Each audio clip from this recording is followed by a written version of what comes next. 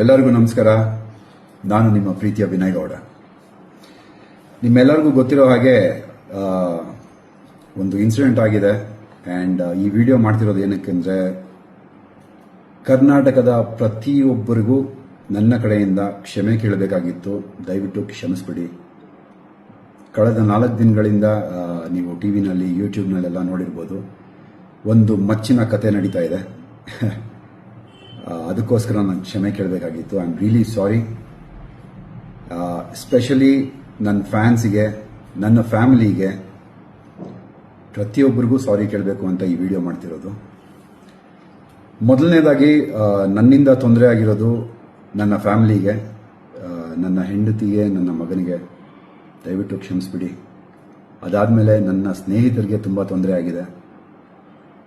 ಚೇತನ್, ಶಂಕರ್, ಸೀನಾ, ಸಾಕಷ್ಟು ಜನರು ದಿನ ರಾತ್ರಿ ಅಂತ ನೋಡಿದಿರ ಜೊತೆಯಲ್ಲಿ ನಿಂತ್ಕೊಂಡು, ಪೊಲೀಸ್ ಸ್ಟೇಷನ್ ಹತ್ರ ನಿಂತ್ಕೊಂಡು, ಸೆಂಟ್ರಲ್ ಜೈಲ್ ಹತ್ರ ನಿಂತ್ಕೊಂಡು ನಮಗೋಸ್ಕರ ಕಾಯ್ಕೊಂಡಿದ್ದು ತುಂಬ ತುಂಬ ತುಂಬ ಹೆಲ್ಪ್ ಮಾಡಿದ್ದಾರೆ. ನಮ್ಮ ಅಕ್ಕ ಅಪರ್ಣಕ ಮತ್ತು ನಮ್ಮ ಭಾವ ತುಂಬ ಓಡಾಡಿದ್ದಾರೆ. ಈ ಒಂದು ಪ್ರಕರಣಕ್ಕೆ ತುಂಬ ಹೆಲ್ಪ್ ಮಾಡಿದ್ದಾರೆ. ಆ್ಯಂಡ್ ನನ್ನ ಪ್ರೀತಿಯ ಮಾಧ್ಯಮ ಮಿತ್ರರಿಗೆ ಕ್ಷಮೆ ಕೇಳಬೇಕಾಗಿದೆ. ದಯವಿಟ್ಟು ಕ್ಷಮಿಸ್ಬಿಡಿ. ನನ್ನಿಂದ ತಪ್ಪಾಗಿದೆ ಅಂದರೆ ಒಂದು ಮಾಡಬಾರ್ದಂತ ಒಂದು ಮಚ್ಚನಿಟ್ಕೊಂಡು ಮಾಡಿರೋ ವಿಡಿಯೋ ಇಂದ ಇಷ್ಟೆಲ್ಲ ತೊಂದರೆ ಆಗಿದ್ದು. ಸೊ ದಯವಿಟ್ಟು ಕ್ಷಮಿಸಿ. ನಿಮ್ಗೆಲ್ಲರಿಗೂ ತೊಂದರೆ ಕೊಟ್ಟೆ. ಈ ಒಂದು ವಿಷಯ ತುಂಬ ದೊಡ್ಡದಾಗಿ ಬ್ಲೋ ಅಪ್ ಆಗತ್ತೆ ಅಂತ ನನಗೆ ಗೊತ್ತಿರಲಿಲ್ಲ.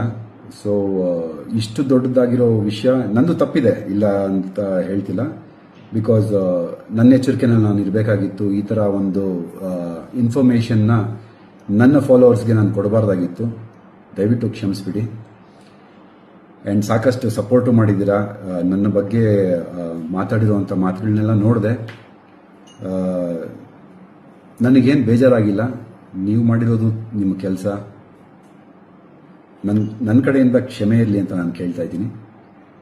ಆ್ಯಂಡ್ ನೆಕ್ಸ್ಟ್ ಬಂದು ಪೊಲೀಸ್ ಇಲಾಖೆ ಅವರ ತನಿಖೆ ಅವರು ತುಂಬ ಚೆನ್ನಾಗಿ ಮಾಡಿದ್ದಾರೆ. ಒಂದು ಸೆಲೆಬ್ರಿಟಿ ಅಥವಾ ಕಾಮನ್ ಮ್ಯಾನ್ ಅನ್ನೋ ಡಿಫ್ರೆನ್ಸ್ ತೋರಿಸ್ದಿರ ಏನೇನಿದೆಯೋ ಅದ್ರ ಪ್ರಕಾರವಾಗಿ ಅವ್ರು ಇನ್ವೆಸ್ಟಿಗೇಷನ್ ಮಾಡಿದ್ದಾರೆ. ನಮ್ಮ ಟ್ರೀಟ್ಮೆಂಟ್ ಕೂಡ ಹಾಗೇ ಇತ್ತು.